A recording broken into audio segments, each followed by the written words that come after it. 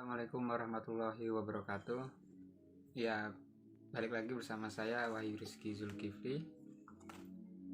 Nah, kali ini saya akan menceritakan sebuah kisah yang menarik, yaitu kisah tentang seorang raja yang mencari mencari ilmu alkemi. Nah, langsung saja diceritakan di sebuah kerajaan hiduplah seorang raja. Raja ini mencari seseorang yang memiliki ilmu alkemi atau seseorang yang ahli dalam ilmu alkemi. Nah, udah banyak tuh orang yang datang menghadap raja dan mengatakan bahwa mereka memiliki ilmu yang dicari raja. Mereka memiliki ilmu alkemi. Namun saat raja ini mengujinya atau mengetes mereka, gak ada tuh satupun orang yang menghadap raja yang mengaku bahwa mereka itu ahli alkemi. Gak ada satupun dari mereka yang mampu mengubah besi menjadi emas. Oh iya, ilmu alkemi ini merupakan sebuah ilmu di mana seseorang bisa mengubah besi menjadi emas. Nah, setelah begitu banyak orang yang datang dan dites raja, namun mereka tidak memiliki ilmu yang dicari raja, akhirnya ada seseorang yang datang menghadap raja dan mengatakan bahwa ada seseorang yang dicari raja ya. Orang ini itu hidup di sebuah desa, hidup dengan sederhana dan bersahaja. Orang ini merupakan ahli alkemi, yaitu orang yang dicari oleh raja. Setelah mendengar hal tersebut, raja pun mengirim utusan untuk menjemput seorang ahli alkemi ini. Nah, setelah ahli alkemi ini datang dan menghadap raja, raja pun menanyakan beberapa hal tentang kebenaran bahwa ia merupakan ahli alkemi. Namun orang ini mengatakan bahwa ia tidak memiliki ilmu alkemi.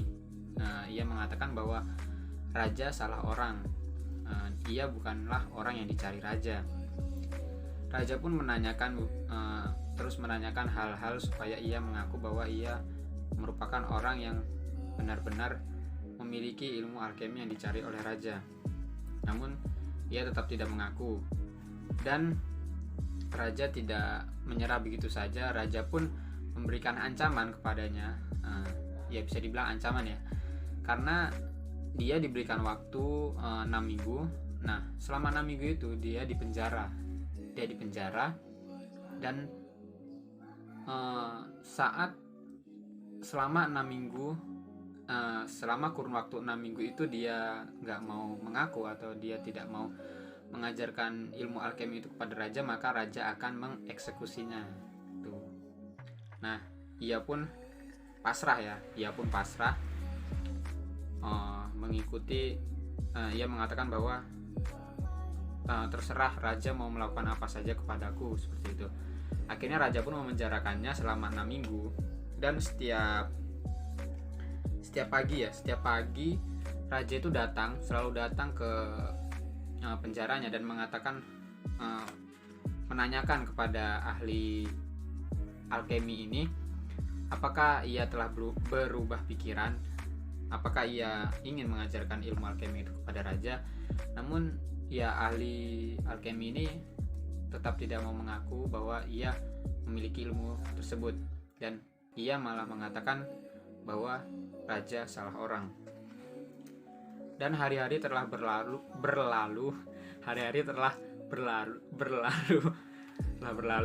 dan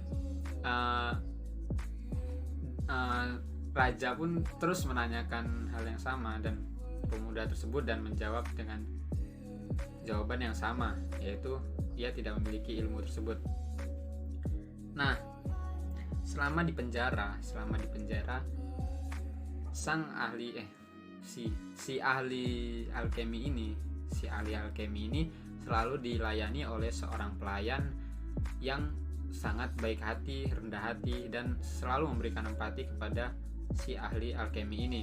Ia selalu menanyakan tentang kesehatan atau tentang apa yang dirasakan oleh si ahli alkemi ini selama ia di penjara gitu. Nah, si pelayan ini setiap malam, setiap harinya itu melayani si ahli alkemi ini dengan memberikan berbagai macam empati, dengan memberikan perhatian kepada sang ahli alkemi ini. Dan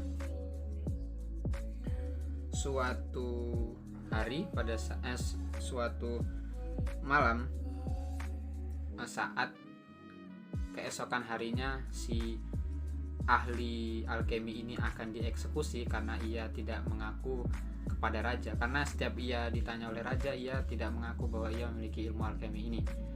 Ia akhirnya pada malam hari sebelum keesokan harinya ia akan dieksekusi, pelayan itu pun datang kepada ahli alkemi ini, dan si ahli alkemi ini membisikkan sesuatu atau rahasia kepada pelayan ini. Pelayan yang melayani ahli alkemi ini pun kaget, terkejut mengapa ia yang diberitahu rahasia tentang ilmu alkemi, padahal yang menginginkan ilmu tersebut itu sang raja, bukan dia. Nah, ternyata si ahli alkemi ini memberikan rahasia atau ilmunya kepada sang pelayan karena pelayan ini memperlakukannya dengan baik, memperlakukannya dengan penuh rasa perhatian dan empati. Jadi si ahli alkemi ini tidak ingin ilmu alkemi ini jatuh ke tangan orang yang salah, sebenarnya seperti itu. Lalu pada keesokan harinya saat ia akan dieksekusi ya oleh raja pun menanyakannya lagi kepada si ahli alkemi ini apakah ia bersedia untuk mengajarkan ilmu alkemi tersebut, seperti itu. Namun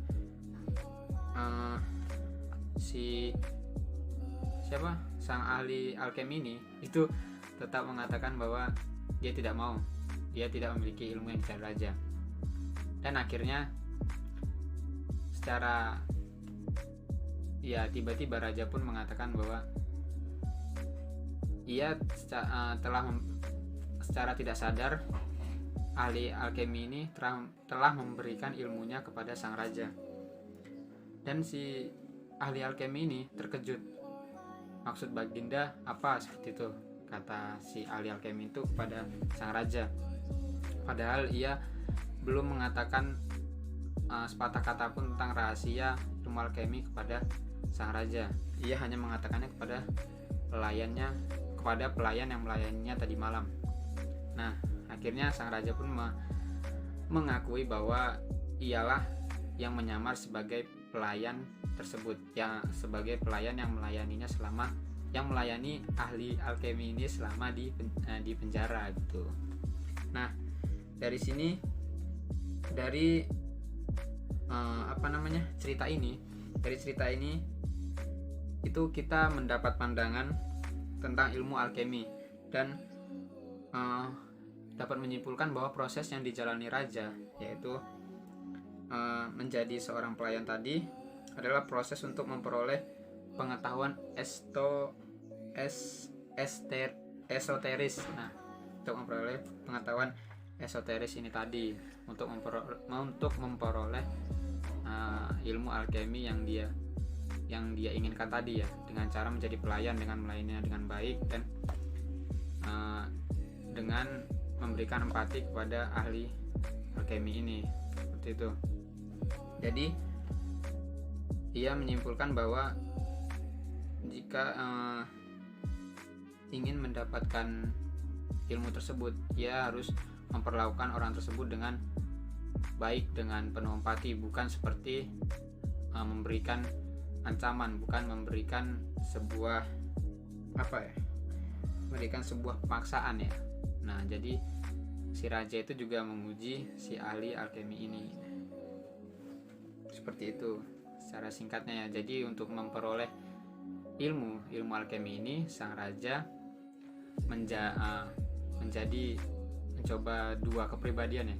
Yang satu menjadi raja yang memaksa dan mengancam.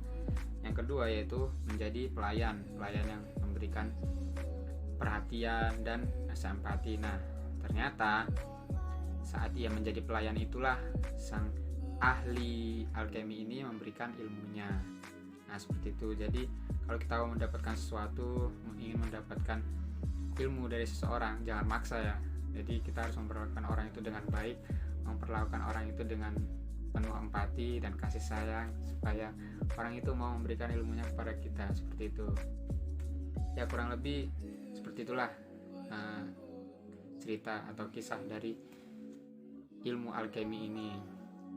Nah, untuk kurang lebihnya, atau jika ada salah kata saat saya menceritakan dari kisah ilmu alkemi ini, mohon dimaafkan.